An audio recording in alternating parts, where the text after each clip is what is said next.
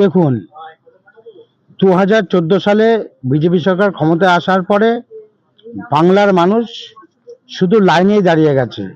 এই সরকার উন্নয়নমূলক কোনো কাজ করেনি, শুধু লাইনে দাঁড়িয়ে কোনো সময় নোটবন্দি, কোনো সময় ব্যাংকের বইয়ের সাথে আধার কার্ডের লিঙ্ক, কোনো সময় আধার কার্ডের সাথে প্যান কার্ডের লিঙ্ক, এই শুধু মানুষকে লাইনে দাঁড় করিয়েছে। অতএব এই সরকারের কোনো গ্রহণযোগ্যতা তৈরি করতে পারেনি বাংলায়। আগামী দিন 2026-এ যে বিধানসভা ভোট আসছে, সেই ভোটে বিজেপিকে উচিত শিক্ষা দেবে ভোট বাক্সে। দেখা যাচ্ছে দুই বিধায়কের মধ্যে গোষ্ঠী কোন্দল এমস এর নিয়োগ নিয়ে, এই বিষয়টা কিভাবে দেখছেন? দেখুন, বিজেপি মানে দুর্নীতি, এটা বাংলার মানুষ কেন সারা ভারতবর্ষের মানুষ বুঝে গেছে।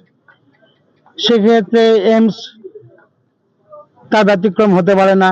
এমস এর যত নিয়োগ হয়েছে সবই বিজেপির এমএলএ এমপিরাই করেছে, এবং পরবর্তীকালে দেখা গেছে বিজেপির এক বিধায়ক আর এক বিধায়ককে দোষারোপ করছে, বিজেপির এক বিধায়ক সাংসদকে দোষারোপ করছে, সাংসদ আবার কোনো বিধায়ককে দোষারোপ করছে।